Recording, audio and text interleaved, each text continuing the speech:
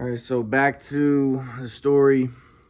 In college, I remember one time I visited my my parents in Los Angeles, and I went to see my dad. I was on the first floor of the house.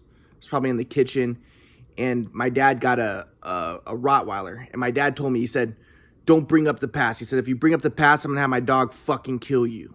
I'm gonna have my dog kill you. He's gonna rip you apart." He said, don't bring up the past. Don't try anything. He said, if anything happens, I'm gonna have my dog rip you apart. He had this big Rottweiler. It was a new dog that he just got. So now, again, this was a part of my grandpa that I feel like my grandpa didn't help. So my grandpa, again, his whole thing was when he came in high school, he came from Kauai, and me and my dad were fighting because my dad was telling me I was shooting wrong, but now I know it was a shoot-away machine. I'll get to how I figured that out in college when I was looking at the videos. But at the time, I didn't know that. At the time, my dad's just like, your shot looks ugly. And I'm thinking it's because I'm shooting overhead. And I don't know what's wrong with me. And my dad's freaking out. What's wrong with you? Shoot sideways. He's telling me to do the wrong thing. He's telling me to spin into shots. The problem is, shooting is all about how you move into shots. And I was picking the ball off the rack. And if you're picking the ball off the rack, your shot's not going to be good. Like, look at Michael Jordan. He'll come off the screens and he'll hop back with his right leg like this. He'll hop back and then he'll go like this. When he catches it, he'll hop back. You know, it's all about how you move into it, and that's how you get sideways and stuff. And my dad's trying to make me artificially just pick the ball off the rack and then spin sideways by stepping forward, because you have to step forward, or you pick the ball off the rack and just shoot like this. And that's what I was doing too. I was catching the ball in games going like this because that's how I'm practicing picking the ball off the rack. My point is, the shoot away rack messed me up. But so my grandpa comes in, he's like, everything's fine. You know, Ryan just really wants independence. This is normal. When people are in high school, they start to rebel against their dads, and they start to have conflict with their dads because they want independence. That's not what was going on. I didn't want independence. The only thing that was going on was a shoot-away machine messed up my shot. But my grandpa's a hammer, and hammers see everything as nails, and he's a metapsychiatrist.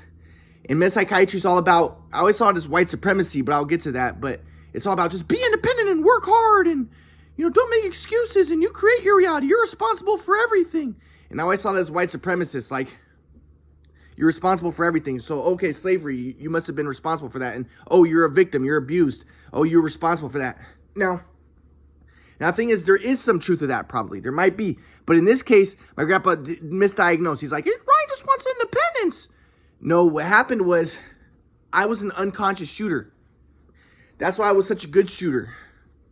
And that's why I was such a good player, because I did everything unconscious. I would have been amazing if, I would have been one of the best if my dad just never got the shoot-away machine. And I would have, and then my parents would have still supported me, and then I would have got more videos of when I was younger, and I just would have catapulted and just accelerated and exponentially gotten way better. But because my dad got the shoot-away machine, I'm picking the ball off the shoot-away rack, and it's messing up my shot. My dad's like, well, your shot looks ugly. Now, the thing is, like I said, I was such a good shooter because I was unconscious. So when my dad's telling me my shot looks ugly and I'm shooting wrong, I don't know what I'm even doing. I don't know how to fix it. So my dad's telling me, well, spin. You just pick the ball off the rack and now artificially, you know, pick the ball off the rack. You know, do this. You know, pick the ball off the rack and then put your foot, this foot up, and put your toe up, and then put your foot, and he just completely screwed up my shot. So now I'm going like this. This is 10th grade, okay? It just messed me up. So then, but my grandpa comes in and he's like, Ryan just wants independence. That's all right, and everything's fine, and Ryan. Because I'm like, Dad, well, my shot looks ugly. Can you help me? So my dad would come out and he'd shoot me. And he'd go, it's no use. You suck. I give up. I can't help you. And he goes inside. And I'm like, Dad, I need your help. Because I don't know how to fix it. I never knew how I shot. Because I was always unconscious. And I didn't know it was a shoot-away machine. That was the problem. But then my grandpa's like, Ryan, you can't force things. Everything's fine. You can't force things. You can't make things happen. And then my mom and dad are like, yeah, Ryan, you can't force things. You can't make things happen. Everything's fine. We want independence. Get him out of our lives. So they throw me out to live with my friends. I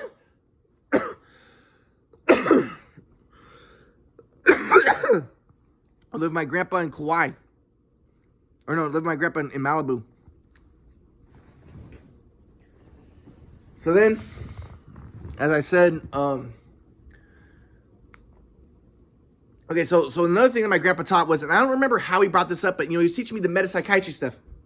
The self is an illusion. Everything is one. Everything's fine. Everything's an energy event.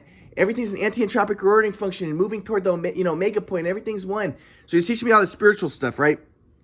Now, like I said, I was always kind of against spirituality because I was a Marxist and I saw spirituality and religion as white supremacists. But like I said, I started to try to understand my grandpa's teaching. So one of the things he taught was, because of all the abuse that happened, my dad was beating me up, and so my grandpa taught, I don't remember when he brought it up the first time in the context, but he ended up teaching, never bring up the past, never talk about the past, because if you're in the flow, you're in the eternal moment. And again, I always saw this as kind of white supremacy too, because it was kind of like, what white people will say to black people, like, hey, let go of the past, get over the past, you're not a slave. I never enslaved you. Get over the past. Stop making excuses. Your victim mentality. So I always saw that as kind of white supremacy. But regardless, I tried to understand my grandpa's teachings and I even tried to implement them. So one of my grandpa's things was never talk about the past. And he told it to me and my mom and my dad. So my mom and my dad were all into this. Never bring up the past. So like I said, in college, when I visited my dad in Los Angeles, I went from UC San Diego, went to Los Angeles. My dad's like, bring up the past, I'm going to fucking kill you. Don't bring up the past. No talking about the past. So I never did talk about the past because I was trying to implement my grandpa's teachings. So I was like, okay. And I never talk about the past. But I remember when my dad told me that, I went to Los Angeles. And now this is a part of the post-traumatic stress disorder because my dad's like, if you bring up the past, you start anything, I'm going to fucking kill you. I remember my adrenaline just started going like crazy. And my dad told me, I'm going to have my dog rip you apart. His new Rottweiler. So I remember this is what they talk about post-traumatic stress disorder. I remember my hypothalamic pituitary adrenal axis just went out of control. I was just like, I just felt the adrenaline just surging, and like to the point where I was shaking because my dad told me he was going to kill me, and I believe him because he had beat me up so many times before. He's a psychopathic motherfucker. So I was like, and it was only because of the shoot away machine. Like I said, I don't want people to be like, well, you might have deserved it. No, it was because of the fucking shoot away machine. So again, and even right there, that's the hypothalamic pituitary adrenal axis. Things trigger it. And then that's when I start to lose control. So in this case, my dad was like, I'm going to fucking kill you. Don't bring up the past. So again, now this is adding to the trauma because if you've been abused, that's even more traumatic to be told, no talk about the past, never talk about the past. And if you do, I'm going to fucking kill you. Just imagine the trauma that I'm going through. This is dysregulating my emotional adrenal axis even more, right? So then I remember, so then I ended up bringing my friend Brian to visit my family one time. We were at UCSD, and my friend Brian, like I said, my friend Brian was like, dude, Ryan, how come you're not having sex with these girls? These girls want to have sex with you. But again, because I saw myself as a messiah. And also because my grandpa taught me about the transcending the self and stuff, so I wasn't having sex with the girls who want to have sex with me. But so Brian visited my parents, and Brian was talking to my dad, and my dad's like, yeah, work hard. And I was watching this guy on post-traumatic stress disorder, and he was talking about how this whole Protestant work ethic is another way to traumatize people. And that's what I always saw my grandpa's teachings, like, just work hard, just go all out and work hard, and like it's the Protestant work ethic, and that's a traumatizing thing because my family ended up weaponizing that against me. But like I said, at this point though, I was following it. I was like, okay, Grandpa, yeah, work hard. That's a part of transcending the self, because if you don't work hard, then you're lazy, and that's self-confirmatory. But if you work hard and you are part of creative projects and you step out on the precipice and you're not allowing a safety net, which is like welfare, and because that's self-confirmatory, and that's also predatory, predator-prey software, and that's self-confirmatory, and that's narrow consciousness. And I just work hard and I transcend the self with creative projects. And so I was trying to implement and follow my grandpa's teachings. So like I said, at that time, when I was playing basketball at UCSD, I was also working at Remax Center, at the gym there.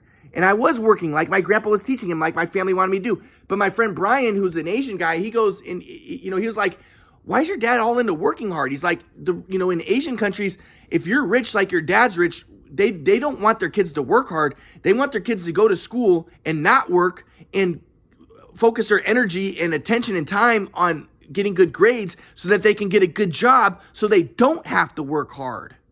It's a different value system. So my friend Brian, who's from Taiwan, he's asking my dad, he's like, because my dad was talking about how my sister was working. And my friend's like, why is your sister working? Shouldn't she, they should, if your family's rich, send her to a good school, have her get good grades so she doesn't have to work. So, so she gets a good job where she doesn't have to work hard. But my dad just parrots my grandpa because my dad doesn't have any original thoughts. He's not a very intelligent person. And like I said, I'm an INTP and my dad's I think it's like an ESFJ, and I don't want to make like what's the word? An elitist. I don't want to be like an elitist, but we have a different thought processes, right? But my dad's like, yeah, just work hard. Yeah. He's talking to my friend Brian. He's like, yeah, I think that working hard is just really important. Just, but my dad's all acting like a tough guy sitting there. And like I said, my dad was an asshole at the time. He told me when I first went to visit him in Los Angeles, he's like, you bring up the past, I'm going to fucking kill you. I'll have my dog fucking rip you apart.